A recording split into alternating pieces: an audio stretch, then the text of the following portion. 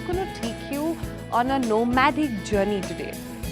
Buckle in. I'm Toya Singh joining you from New Delhi. As Sonal promised, we've got an action-packed show. Let's take a look at all of our stories. So right on top, are you a travel junkie? This episode is for you. You don't have to quit your job to travel the world. We're going to show you how people are managing to balance both. Countries are also now offering something called a digital nomad visa. Which ones are open for Indians? We'll bring you all of the details right here. Don't worry, if the nomadic way of life is not for you, you can still go to the Chaya fame hill station Ooty. It's called the Queen of Hills in Tamil Nadu. We'll take you on a joyride. And for your daily dose of inspiration, we have Major Radika Sen. She's our person of interest this morning. She's being awarded the 2023 United Nations Military Gender Advocate of the Year Award. The UN Chief, Antonio Guterres, has called her a true leader and a role model. We'll speak to her on the show.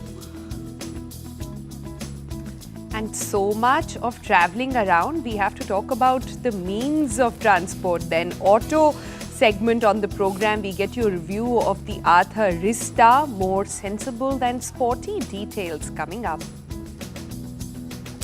Some cricketing fever to top it all off. The T20 World Cup 2024. India starts training in New York ahead of the World Cup. Among the latest to join include the all-rounder Hardik Pandya. Virat Kohli is obviously yet to arrive. That's the big question. All the details coming up. Today on TVC, we're going to be taking you to look at those who've taken the road less travelled by, but quite literally.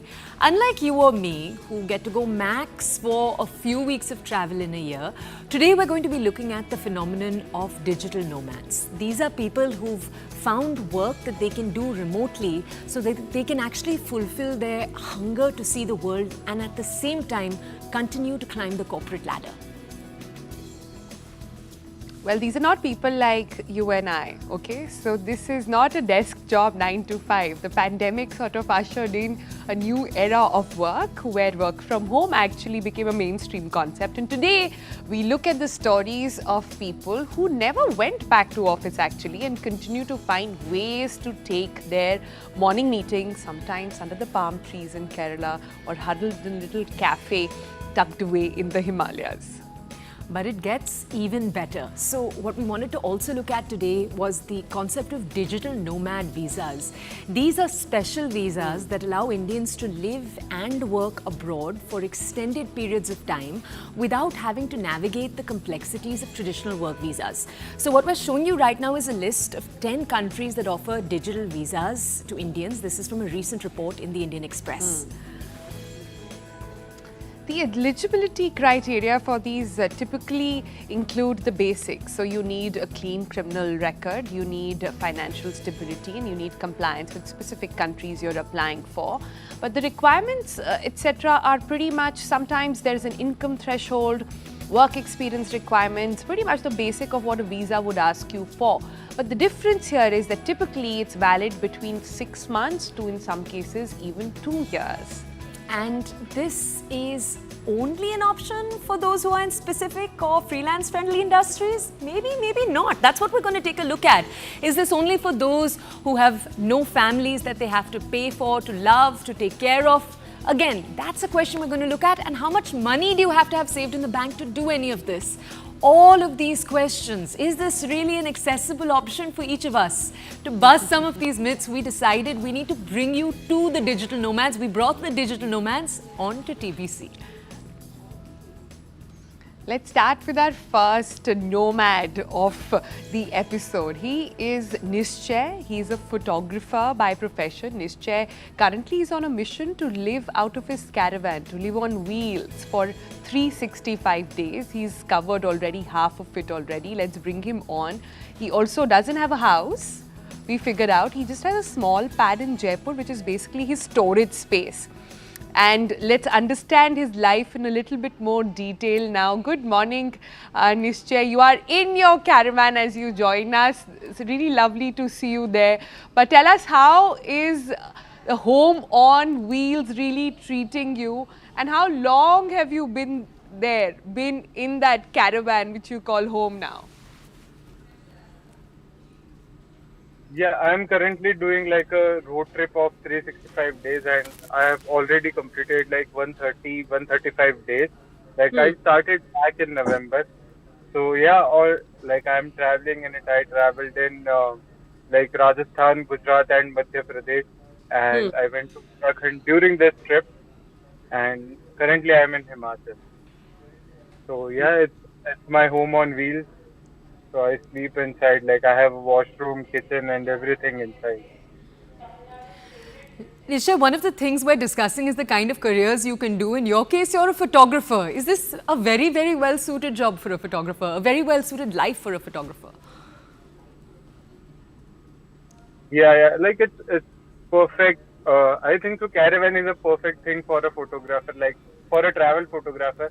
Like I have solar panels on the roof, and I can charge all my devices, and I can stay wherever I want, basically, to shoot a particular location at the perfect timing. So it works very well for me. Nishchay, your life is envy worthy, and those pictures are absolutely spectacular where you literally sleep under the skies over there. But tell us, how did it get started? How did you think of getting a caravan and saying that, listen, I'm going to take off for a year? So when I was in my school days, I used to see a lot of shows about food trucks, and I was very fascinated about cooking and like about the food truck. So I asked my parents that can I build a food truck and like start something like that, and they were like, "Ki, you should do science and study well and get a job." So then I became a photographer, like I did job only for a year, and then I had my own startup, and I was doing my photography. And then I just saw a few creators outside India who are traveling in a caravan and doing photography. So it just happened. Nisha, can we ask Yeah, you? but Can we ask you to show us around your van? Can we get that yeah, little look around? exactly. We're dying to see. We're dying to see what's inside. I'll give you a tour. So like I have a proper gas stove. This is the gas stove. Then I have this storage for my food. This is my wardrobe. Like I have four wardrobes like this. This is my bed, which gets like, which becomes like a proper queen size bed, and it comes till here. Like this is a sink. I have a full functional sink here, and then I have a fridge here. It's a 50-liter fridge. Sofas, then a work desk. Yeah. I like how Nishchay has kept the loo and everything out of the gear. Okay, it's still there in the caravan, but he's not showing us that just yet. But Nishchay, I have to ask you, do you miss home? Living on wheels for so long? Sometimes like I miss my parents and my family. So like I don't have my parents, so I miss my family basically, like my grandmother and my uncle. Nisha, for our TBC family that's watching this right now, do you have any learnings, any advice that you'd like to share with others who might want to embark on this journey? Yeah, they should rent a caravan for like 20 days or at least a month or 2 months, I think so, to get a hold of it and decide that if they want to continue or build one for them or not. That would be my advice. Who wants to get into van life? All right, Nishchay, before we let you go, we have to understand what is the best part and the worst part about having to live on wheels, having a home on wheels. So the best part is like you can stay at very amazing places, and it won't cost like a hole in your pocket, and you can cook your own food and enjoy the best views. And the worst part I feel is maintenance. Like It's not like your home that you can keep something on the outside or the other way. Like you need to keep it clean and like you like everything falls down when the van is moving. So it's always like you have to be on toes, like cooking, cleaning. It's like that. Like what I feel is caravan is like a television when a television was launched in 90s. So caravan is like that. Like everybody is super excited to see, and people are like, we are seeing it for the first time, and they go like crazy. Like, what is this inside a car? So we're just playing out for our audiences, Nishchay, some of the visuals that you were just showing us right now. Those are all visuals that we've just taken from Instagram of your trips. We just went there, we stalked you a little and we shared some of those visuals for our audiences. So we hope that's all right because we wanted to take them to the adventure, as you were saying right now. So these are all visuals that Nishchay has taken as he's traveled from different places, and you can just see the kind of life he's living there. It's so cool, as you can see. Okay. Let's take you now to something slightly different. Nishchay is, of course, traveling alone. But what if you can't do without the ones that you love? We wanted to bring you a slightly different example also. Karthik and Smriti are traveling through the Americas, so outside India, and they actually have their two furry pals. So you have Everest and Bali, these are their two dogs. They're traveling with them. Now, in their case, they aren't creatives, they have 9 to 5 regular jobs. And we wanted to ask them how they figure all of this out. So let's just go over to both of them to understand more. Karthik, Smriti, good morning. Thank you for joining us here on TBC. You're, of course, right now in Argentina. You're going to be back on the road in a little while. Tell us, how did you figure out your visas? That's always the most complicated question. And how did the brown van, which is what you've called the van you travel in, how did that happen? So we both are like I was born and brought up in India. Karthik. I lived in multiple different countries because of my dad's job. So I've lived in India for 4 years cumulatively in my entire lifespan so far. But yeah, the idea of brown van, we were just when this idea of doing a long-term road trip lifestyle came into our head, we were looking for a van. And this was in Toronto, where we moved after we did our undergrads there as international students, started working there, and that's when this idea happened. So we started exploring camper van options, and everything was 2020 peak 2018 before COVID. The camper vans were very, very expensive, even the market. So it felt like a very overwhelming risk to take, putting $50,000 or something big like that. That's when one day while driving to a camping trip, we spotted the brown van parked on a farm. And I don't know. Yeah, it was just something that it just called us. It was like love at first sight. You can say very old van. Yeah, I told Karthik, I was like, this is it. This is the van that's going to take us on this adventure. And Karthik like rolled his eyes. He's like, there's no way this thing. It's a 45-year-old camper van, 1977. Right. So, but then something about it just felt like it had a story to tell. Yeah, but guys, tell us that, you know, it sounds really nice and fancy and a really adventurous life to be living out of a camper van or a caravan for that matter. But it's a lot of work. How are you guys managing to maintain this place, be out on your own, look for, you know, places you can bathe and do your laundry, etc., and also work? How is that balance coming around? Yeah, sure. Yeah, we definitely really are we really preach about not giving up on the 9 to 5, because you can't we are from Indian backgrounds. We have different sets of responsibilities, and our family comes in the picture. We can't be like, hey mom, dad, thanks for spending all this money on us, peace out, we're going exploring the world. We can't do that, you know. Realistically, it's not for us. Those who can do it, great for them, but I just felt like there has to be another way of doing this. That's when we decided to pivot our careers in 2018. I'm in digital marketing. I work with analytics. And I'm in IT consulting, so I work with SaaS-based products, and I help them go live, implement SaaS-based products basically for different companies.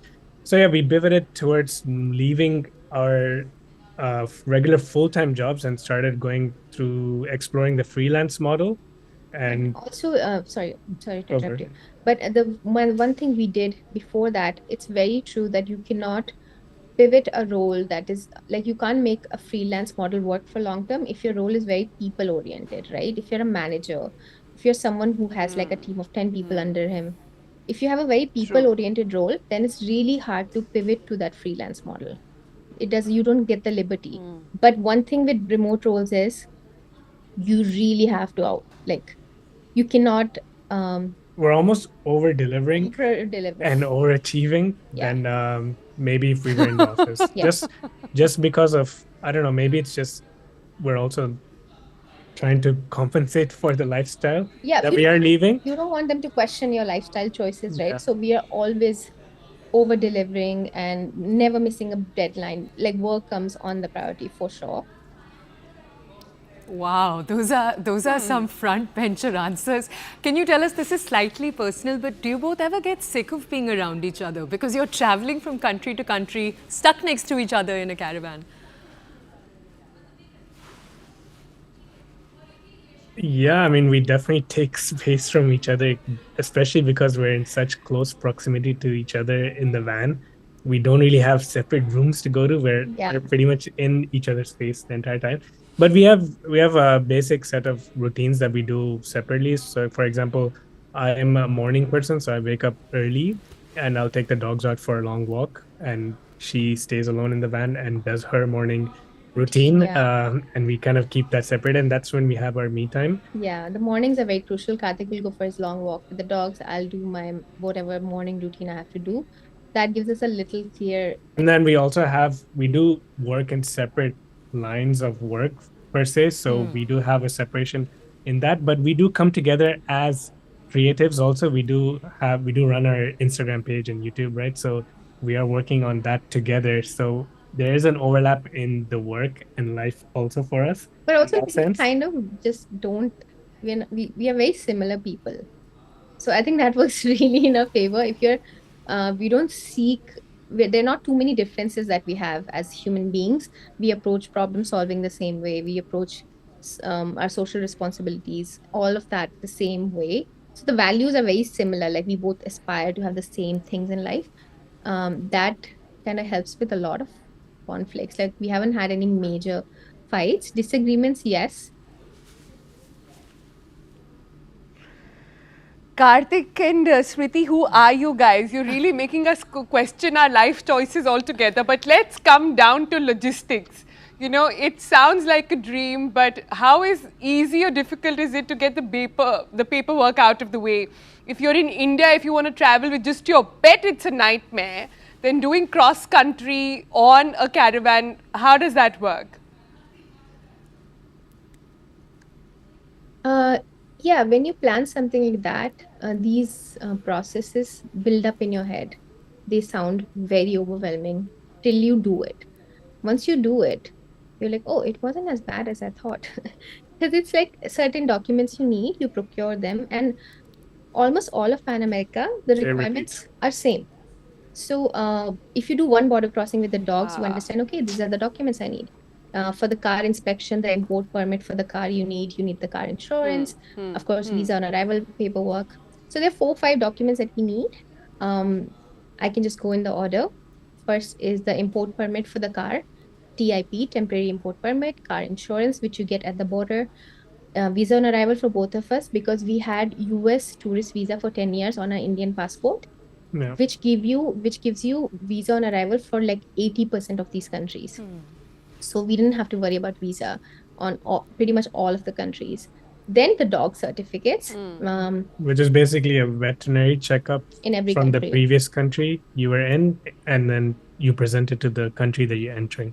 Yeah, and apart from few countries like Colombia, Chile, and Argentina, where they have their own agriculture department that will attest these veterinary documents and give you their own certified documentation that your dog is healthy and fit to enter the next country. Yeah. So some borders are just not infrastructurally advanced. A process can take a whole day. We are stuck at the border for a whole day, pretty much like Nicaragua and stuff are very strict. So we were at the border like Those are tough forever. days. Tough days. Some countries are easier. You can just smooth in. Bolivia was super easy for us. So yeah, once you do it once, it becomes easier. And you kind of become pro by the end of it. So it's not as hard. It feels overwhelming in your head, but it's not as hard. All right, Karthik and Smriti, thank you so much for sharing your story with us, and good luck on the road. Safe travels to you guys, since you don't ever stop doing that. But if all of our viewers wondering at this point that, listen, this is not the life for me, don't worry, the next story will give you the regular way of traveling as well. If our first story has set off the travel bug within you, the next one is going to give you wings. Why? Because remember that iconic Chaiya Chaiya song with Shah Rukh Khan jamming away on top of a train roof? Our colleague Purnima takes you to that same iconic spot. This is the famed Nilgiri Mountain Railway. It's of course a UNESCO heritage facility also. All you need to know about Tamil Nadu's favorite hill station in this next story. Take a look.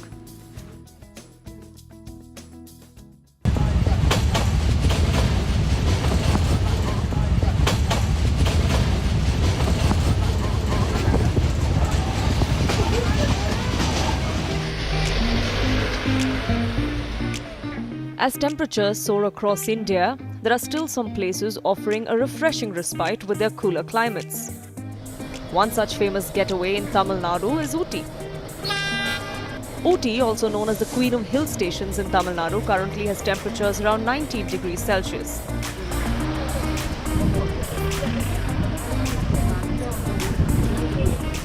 Situated in the Nilgiri Hills, it's famous for its tea gardens, colonial architecture, and the scenic Nilgiri Mountain Railway. The train service is a major tourist attraction as it winds its way through picturesque valleys.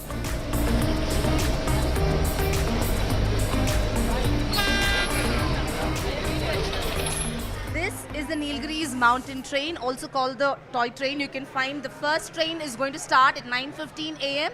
It is going to traverse through the mountains, through the Nilgiri's mountains. It's going to be a very picturesque travel. It's more than exciting for all the tourists here. Toy train in Ooty is quite famous, right? Especially for families. How difficult was it for you all to get tickets and finally board the train? It was a bit difficult, but we managed to get in Tatkal. Yes, and we are very happy to go by this toy train.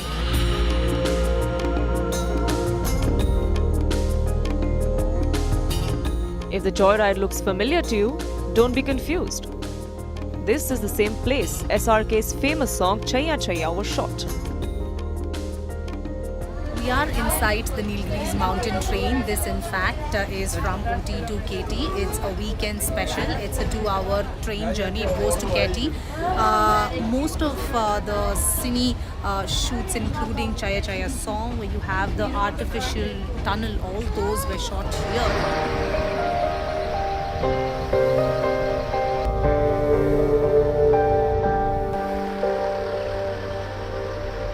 One of the interesting things to do or watch out for in Ooty is the Doddapeta peak. This is the peak. It is about 2,700 odd meters from below, and in fact you can see a lot of tourists come here. This is the Doddapeta peak, and this is the observatory deck, and this also gives a picture of the entire Ooty view. This is also one of the famous spots, one of the things to do, and people in fact would like to come here to take a lot of pictures here. A great view. Another famous tourist spot is Doddabetta, with its peak standing at 8,650 feet or 2,637 meters above sea level. Doddabetta mountain is the highest point in the district. Where are you from? Bangalore. From Bangalore. How's the climate here? Very nice. And you can get a good view of the entire Ooty and Kullu from here. Very nice. Very nice. We like it. Very nice. Where are you all from? Basically, we are from Bangalore. Okay. We just came here for the visit. That there is a scorching heat outside in Bangalore, so it's better to come here and enjoy the view. I think it's a nice weather.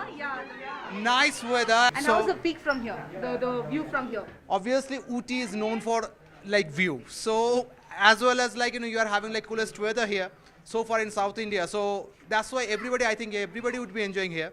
So there is no doubt, nature-wise, it's the best place to ride in South India.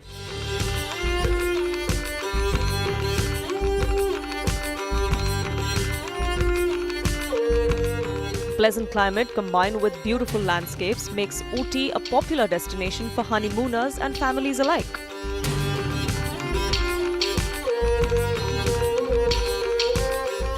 Tired of this excruciating heat wave this summer? Add Ooty to your travel list.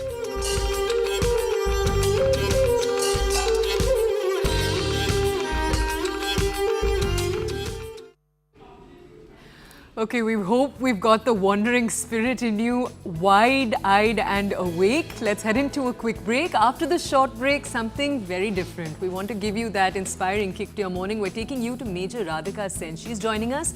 She's being awarded the 2023 United Nations Military Gender Advocate of the Year Award. We'll speak to her in just a little bit.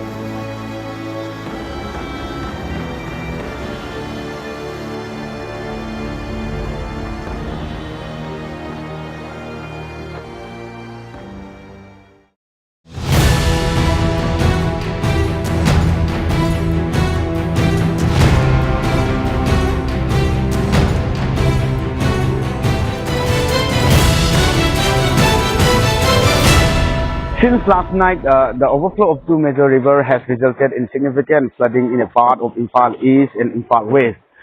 The water level has been rising steadily with a marked increase observed this morning.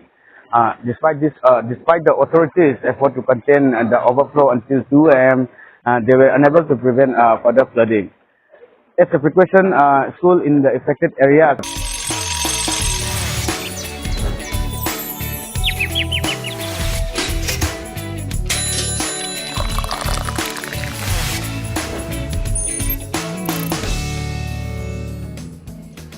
Welcome back. It's time on the program to take you through stories from India and across the globe.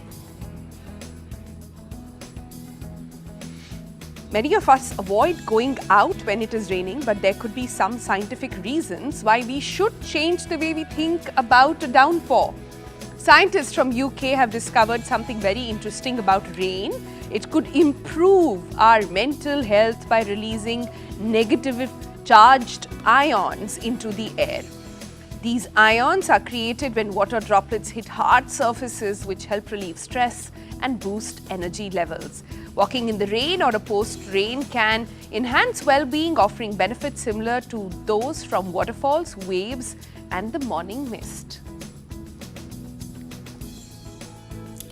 And these visuals we're bringing you from Manhattan. Astrophysicist Neil deGrasse Tyson had actually coined the term Manhattan Henge in 1997 to describe these images, inspired by a visit to Stonehenge.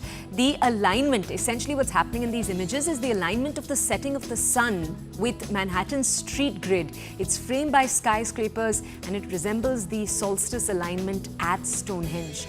Now, this unique phenomenon occurs twice a year. These are visuals coming in from Tuesday and Wednesday when it happened at around 8 in the evening. You have photographers, spectators that come to witness this stunning New York sight. Introducing smooth peanut butter to babies and young children can significantly reduce the risk of developing peanut butter allergies. Now, research from King's College London shows that children who consume peanut butter regularly up to the age of 5 are 71% less likely to develop an allergy, of course.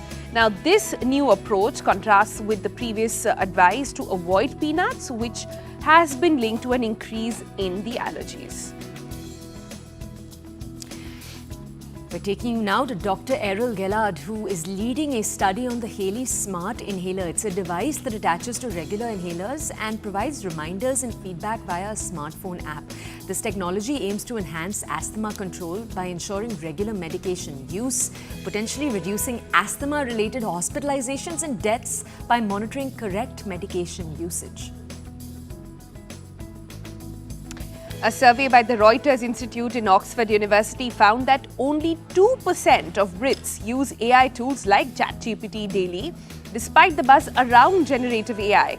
Young adults aged between 18 to 24 show more interest, and the study also reveals a disconnect between AI hype and public engagement. Generative AI tools like the ChatGPT have sparked a tech race among companies investing heavily in its technology. An album so rare and valuable that only a few ears have ever listened to it is set to go on display at an Australian gallery. It's giving the public a taste of the uber exclusive tracks, the exclusive Wu-Tang Clan album. It's called Once Upon a Time in Shaolin. It's known for its uniqueness and its value, and it's going to be exhibited at an Australian gallery. This is a one-of-a-kind album. It's actually kept in a silver box, and it's the most expensive ever sold, or it's being called so. The public can experience a portion of the album. This is in Tasmania's Museum of Old and New Art during a name-dropping exhibition.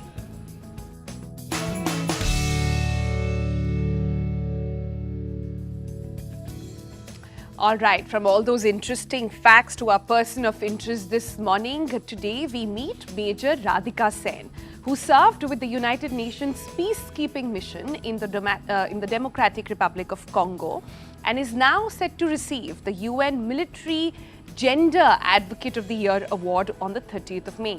Now, this award is an acknowledgement for a remarkable effort and advocacy of the rights of women and girls during her tenure as a peacekeeper. The award also recognizes her efforts in line with the 2000 Security Council resolution that's aimed at protecting women and girls from conflict-related sexual violence. Now, she was born in Himachal Pradesh and she initially pursued a career in biotechnology engineering. She was in the middle of her master's degree at the Indian Institute of Technology, Bombay, IIT Bombay, when she decided to join the Indian Army. She joins us now. Let's go over to her to ask her questions. Radika, thank you for joining us. Tell us what this award means to you, ma'am. Just tell us a little bit more. Well, personally, it means an achievement, not just for my team, myself, but it speaks volumes about the Indian peacekeepers who have been working in the challenging environment of the Democratic Republic of Congo. It means, again, a lot to me because it talks volumes about the professionalism of the Indian Army that we are able to put forward in the humanitarian assistance that we provide, the security that we provide to the people. And it is just an amazing feeling because it's all there for the Indian Army and for my country. Nothing better I could have achieved being a part of the Army than putting forward my national flag, taking it to the United Nations headquarters. So it's all for the country and the Army. Major Radhika, thank you so much and congratulations for everything that you have done.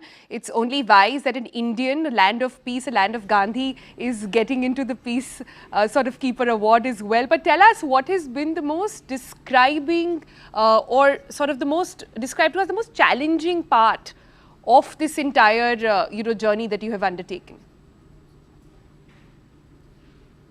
Well, challenges were many, but one of the most crucial challenges that we faced initially once we get deployed.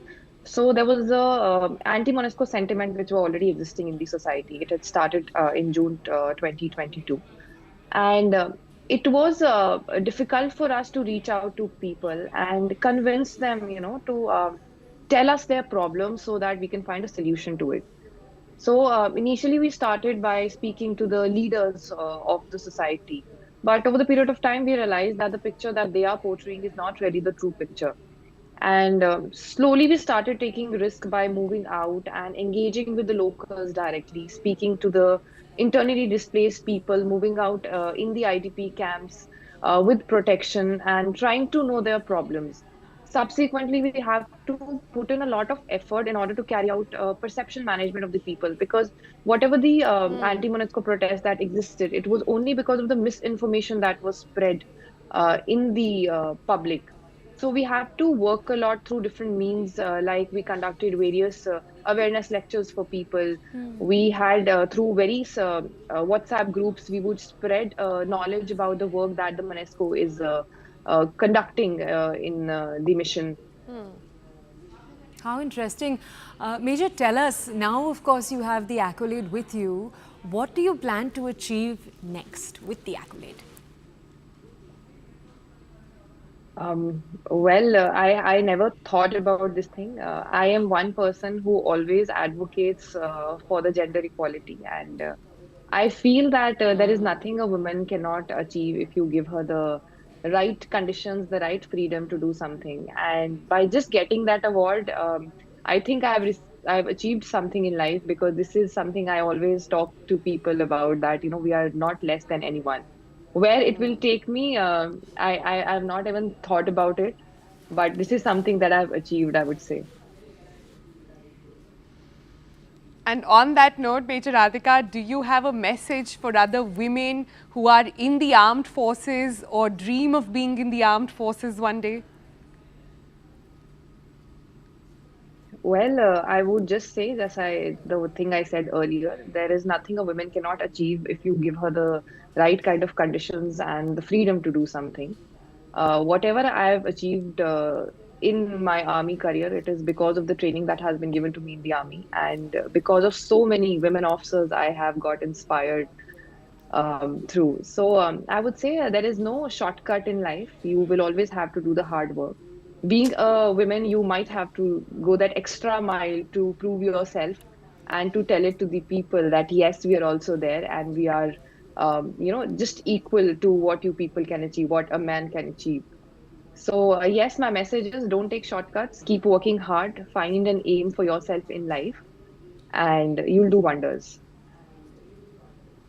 Major, thank you for sharing that message. What a beautiful message to start our mornings with. Thank you for taking out the time to join us. And once again, Major, congratulations. Okay, let's shift focus now to an entirely different story. We're taking you to the world of auto. Let's talk about an e-scooter that's finally a different looking scooter from the famous Ather. And although many may not be as sporty, this one promises to be a little more than your average commuter e-scooter. Now, all about the design, the seat height, boot space, ride, handling, and of course, the final verdict. Here is an overdrive review.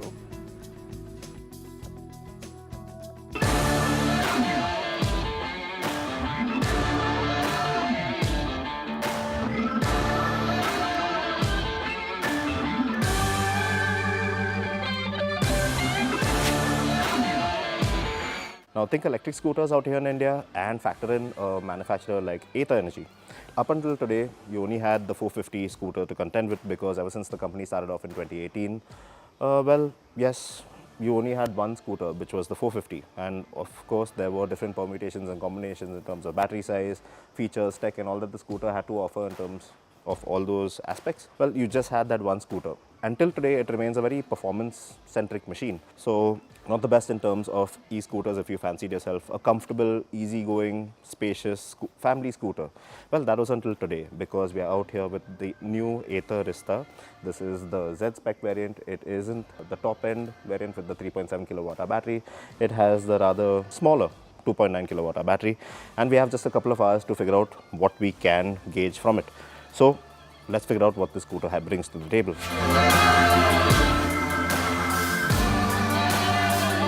Now, in terms of design, this might not be as visually striking as the 450, but then again, I'm not too sure if it was actually meant to be, because, well, the 450, it looks slender, athletic build, and you know that it means business by the sharp styling cues. Well, this one, it's meant to be a lot more laid back, and it really tells from the boxy, curvaceous design.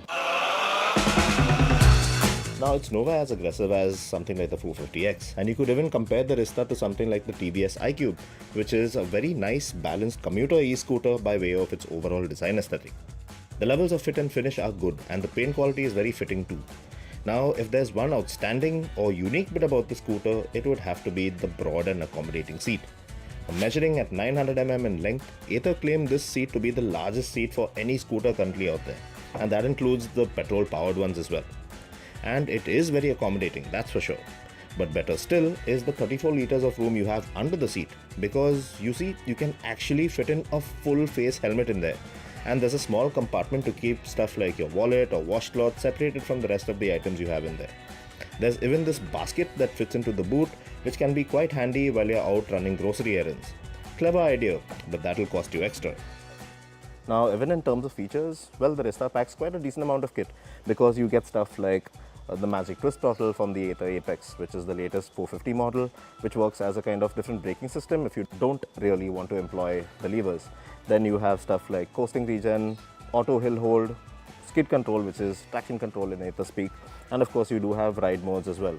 Just two of them, not like the 4 on the 450. You have Zip and Eco. The screen is quite vibrant, and although it's not a touch TFT screen like the one on the 450, this is a fairly decent screen. It comes with Ather Stack, so it has all the connectivity options as well. But then again, it isn't a touch screen, and you will have to really use that joystick. That's the only way you can toggle through your commands and functions on this one.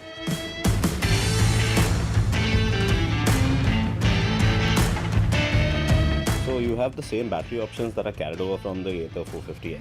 So you have the base Rista S with the 2.9 kilowatt battery and some connected features missing. Then you have the Rista Z, which is the version that we have out here today, with the same battery and more connected features, and both these variants come with a standard 350 watt charger that can charge the scooter from 0 to 80% in little under 6 hours. Finally, you have the Rista Z with a 3.7 kilowatt battery, faster 700 watt charger, and all the features thrown in. Now, range is set to be around 123 kilometers with the 2.9 kilowatt battery pack in there, and claimed of 160 kilometers with the bigger 3.7 kilowatt unit in there. Now, on account of our limited time with the scooter today, we are not going to be getting into validating these numbers this time around. Short time we had with the scooter out around the Nandi Hills area in Bengaluru, the scooter felt an absolute delight to ride in zip mode. It feels quick enough to carry out and overtake, even uphill at around 40 kmph, and it doesn't feel like it's really running out of breath, which is awesome. All right, it's time to switch tracks now. And while IPL is over, the cricketing season is only half done. It's time to put on your Team India bleed blue jerseys, and there are apparently new ones now, as the Indian cricket team are back in training ahead of the T20 World Cup 2024, with a large part of the squad currently in New York already. Amongst the latest to join them is the all-rounder Hardik Patel. There is still, however, no official update regarding Virat Kohli's arrival in the United States as of now. So what's going to happen from now till the start dates? Teams are going to warm up with 16 practice matches played between 17 countries from the 27th of May to the 1st of June. Cricket is obviously making a big ticket return to North America with the T20 World Cup. Yeah. The upcoming edition of the ICC World T20 will be co-hosted by the US, which is what's going to be really interesting, and of course the former champions, the West Indies. So what exactly is the curtain raiser going to look like? What to expect, including the dates for the much talked about India-Pakistan clash? Here's a report.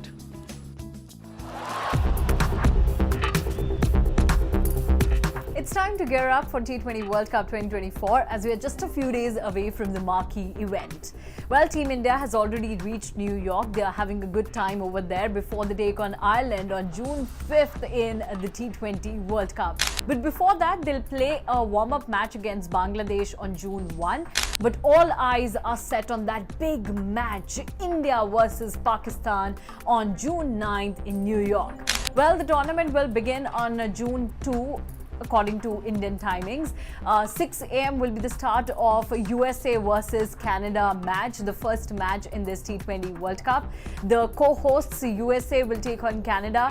As I just mentioned, the co-hosts, which means that along with USA, the West Indies are also hosting this year's T20 World Cup. Now, it's going to be a big tournament as 20 teams will be participating in this event.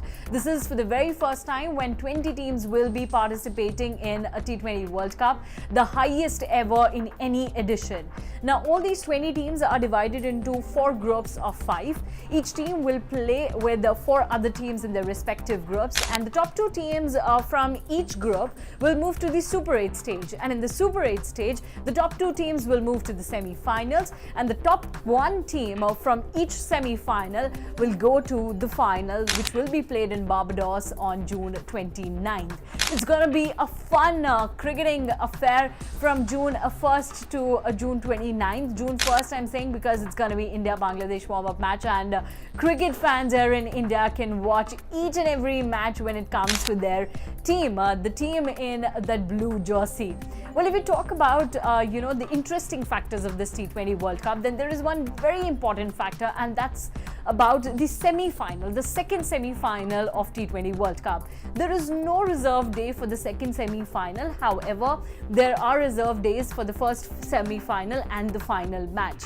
Now, for the first semi-final and the final match, 190 minutes of extra game time has also been given along with the reserve day. But what's wrong with second semi-final then?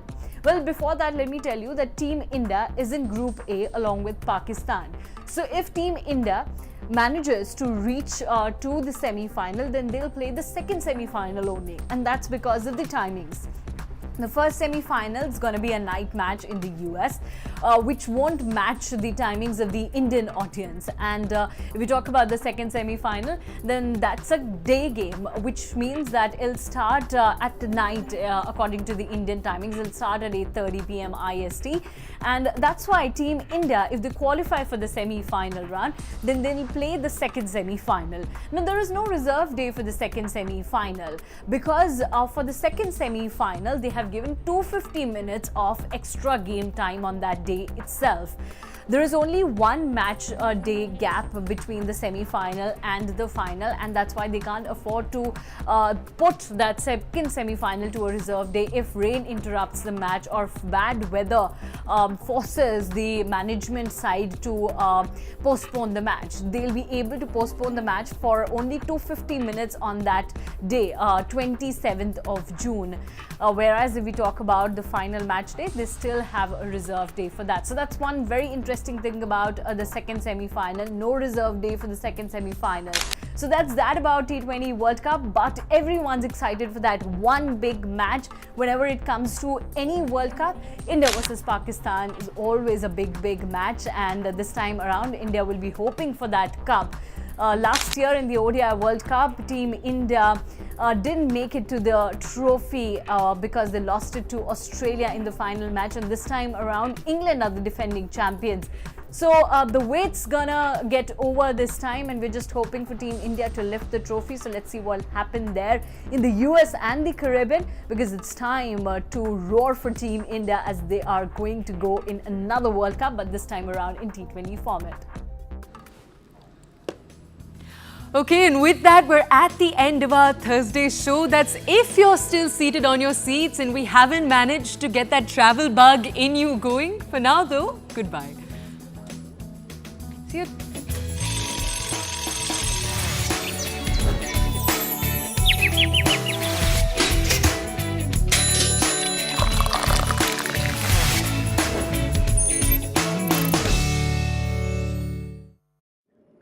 to ensure the safety of students and staff.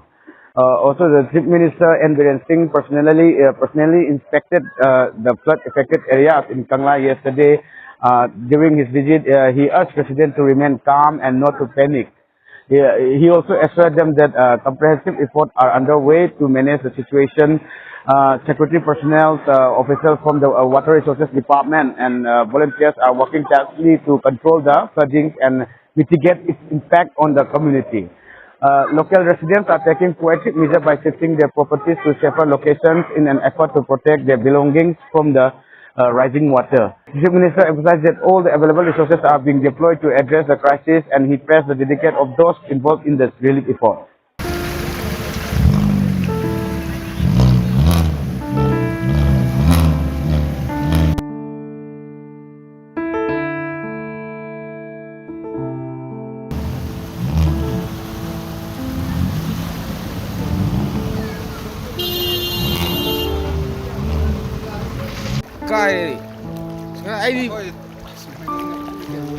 I halakpasu kuidri. Pung 2:30 3 tarne halakpa.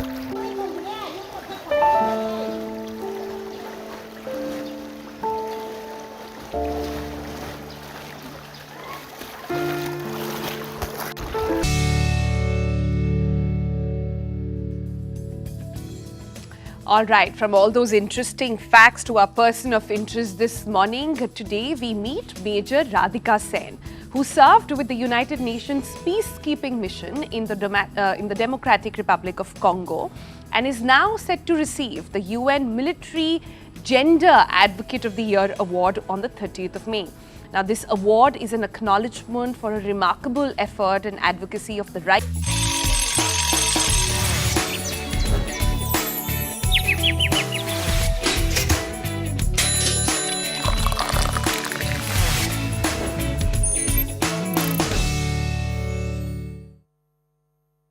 Impact Bharat's rise in the world. Join me, Nalin Mehta, for the most dynamic and distinctive coverage, unrivaled political punditry, and the sharpest election analysis. Elections equals CNN News 18.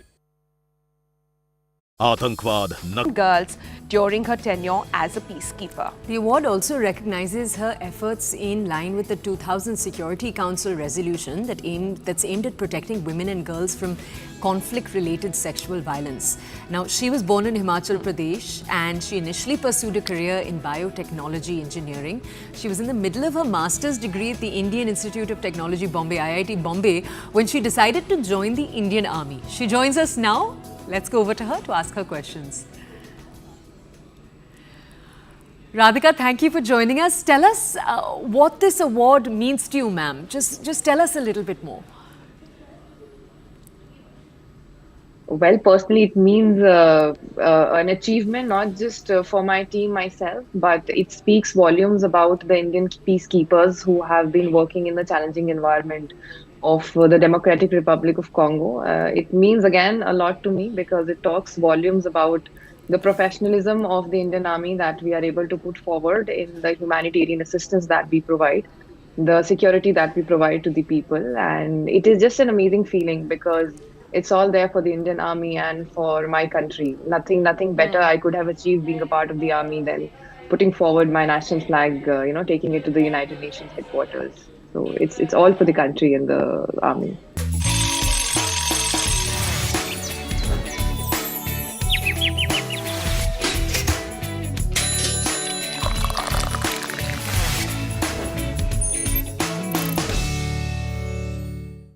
Can the India bloc halt the Modi juggernaut? Join me, Nistula Hebbar, for the most dynamic and distinct coverage, unrivaled political punditry, and the sharpest election analysis. Elections equals CNN News 18.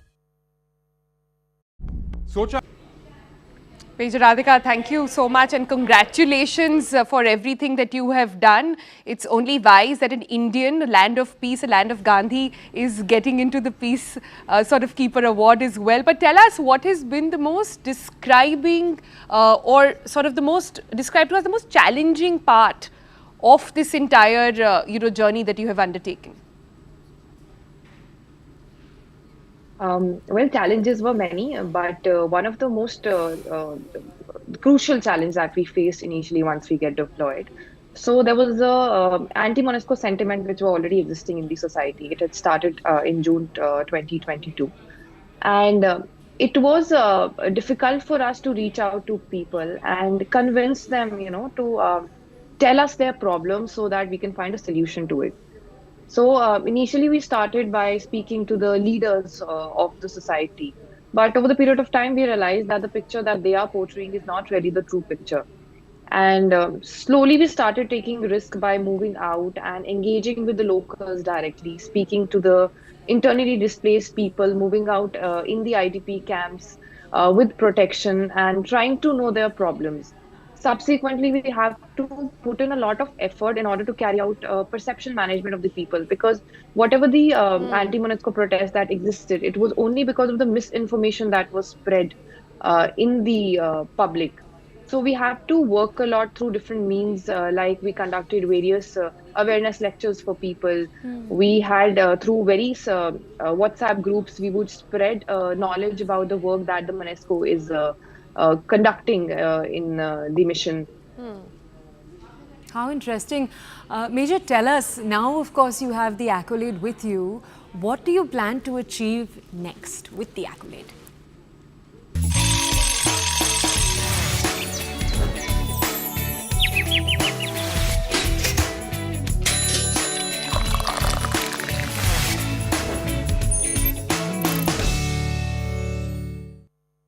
Is the historic third-term dream achievable?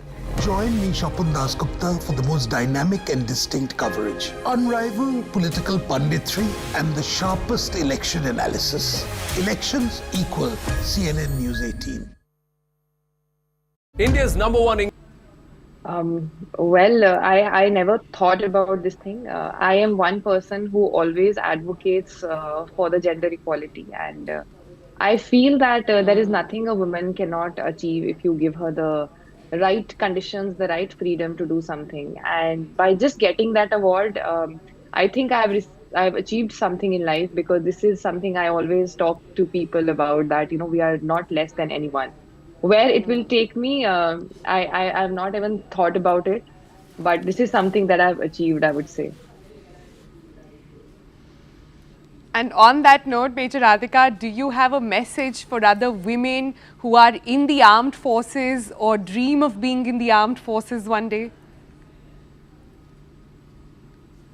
Well, I would just say, the thing I said earlier, there is nothing a woman cannot achieve if you give her the right kind of conditions and the freedom to do something. Whatever I have achieved in my army career, it is because of the training that has been given to me in the army, and because of so many women officers I have got inspired through. So I would say there is no shortcut in life. You will always have to do the hard work. Being a woman, you might have to go that extra mile to prove yourself and to tell it to the people that yes, we are also there, and we are just equal to what you people can achieve, what a man can achieve. So yes, my message is, don't take shortcuts, keep working hard, find an aim for yourself in life, and you'll do wonders. Major, thank you for sharing that message. What a beautiful message to start our mornings with. Thank you for taking out the time to join us. And once again, Major, congratulations.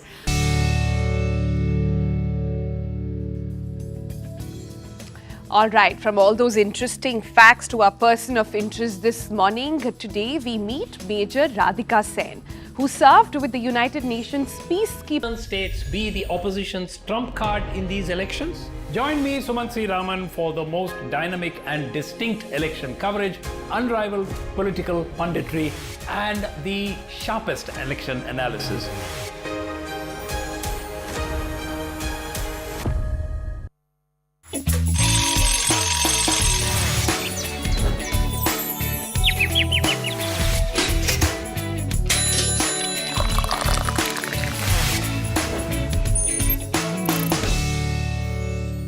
Brought to you by In the Democratic Republic of Congo, and is now set to receive the UN Military Gender Advocate of the Year award on the 30th of May. Now, this award is an acknowledgement for her remarkable effort and advocacy of the rights of women and girls during her tenure as a peacekeeper. The award also recognizes her efforts in line with the 2000 Security Council resolution that's aimed at protecting women and girls from conflict-related sexual violence.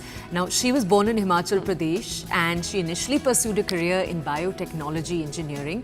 She was in the middle of her master's degree at the Indian Institute of Technology, Bombay, IIT Bombay, when she decided to join the Indian Army. She joins us now. Let's go over to her to ask her questions.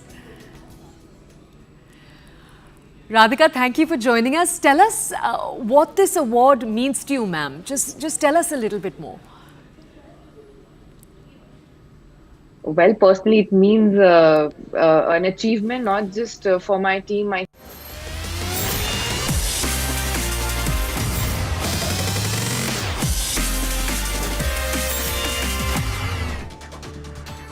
Good morning, viewers. Hello and welcome to the Morning News Show, where we bring you the latest headlines and insightful stories to kickstart your day. I'm Koina Sharma and you are watching CNN News 18.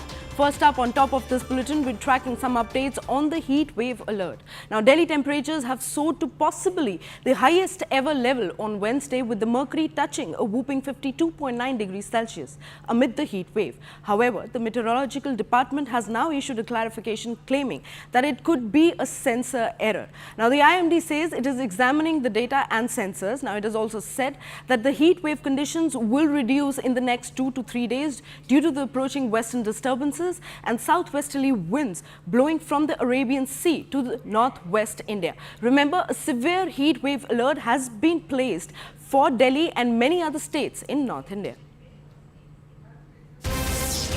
Well, this breaking input is also pertinent to the soaring temperatures in India. Amid record heat wave, a fire calls break 10-year record in Delhi. Now, the year 2024 has surpassed all the past records of the number of fire incidents reported from New Delhi, with over 8,000 fire calls until May this year. Now, senior officials have also suggested that this figure is the highest in the past decade, adding that it can be due to the soaring temperatures. So these are the latest inputs that we are tracking at this point of time, where highest number